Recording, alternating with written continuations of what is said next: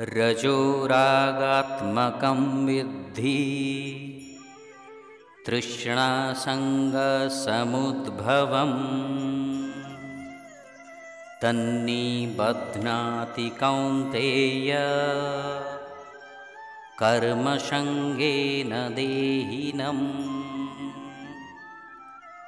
बंधुगण, এই শ্লোকରେ प्रभु श्रीकृष्ण रजोगुण विषय वर्णना करुछन्ति। से रजोगुणर कार्य एवं यह किपरि भावे आत्मा को भौतिक जगत सहित बांधी दिए ताहा बुझाउछन्ति। रजोगुण कामना एवं लोभरु उत्पन्न होइथाए। अनेक जिनिस एवं पदर प्राप्ति पाई रजोगुणर उत्पन्न होइथाए। एई रजोगुण पाई मनुष्य सकाम कर्मरे बांधी होई रहिथाए, अर्थात कर्म करी तार फल प्राप्ति पाई लोभ बा इच्छा प्रकाश करिथाए। फल अनेक प्रकार होइथाए, जेपरिकी कौनसी बड़ पद, बेसी पैसा, बड़ घर, बड़ गाड़ी इत्यादि। मात्र किछि मनुष्य को छाड़ी समस्त संसार आजि कर्मर फल प्राप्त पाई बांधी होई रहिछि एवं तार कारण रजोगुण अटे। पतंजलि योग दर्शन भौतिक कर्म को बा सकाम कर्म को रजोगुण सहित परिप्रकाश करिछि। एठारे श्रीकृष्ण आसक्ति एवं कामना को तार मुख्य परिप्रकाश भावरे सूचित करिछन्ति। रजोगुण वासना इंद्रिय सुखर लालसा उत्पन्न करिथाए।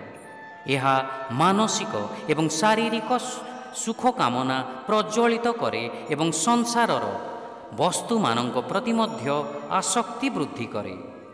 रजोगुणरे वशीभूत होई व्यक्ति संसाररे ख्याति, सम्मान, वृत्ति, परिवार एवं गृह आदि भौतिक द्रव्य प्राप्तिर प्रयत्नरे बुड़ी होई रहिथाए।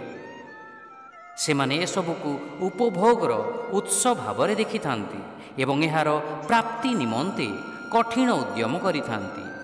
एहीपरि भावरे आसक्ति कामनार वृद्धि कराए एवं एही कामना पुणी आसक्ति वृद्धि करिबा पई इंधन जोगाई थाए। उभय उभयंकु प्रतिपालित करी आत्मा को सांसारिक जीवन रे बंदी करि दियंती।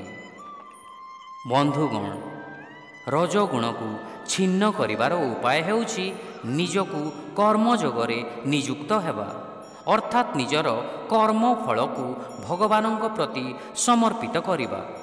यह संसाररु वैराग्य उत्पन्न करे एवं रजोगुणर प्रभाव को शांत करे। शिक्षा, हे अर्जुन, रजोगुण वासनात्मक अटे।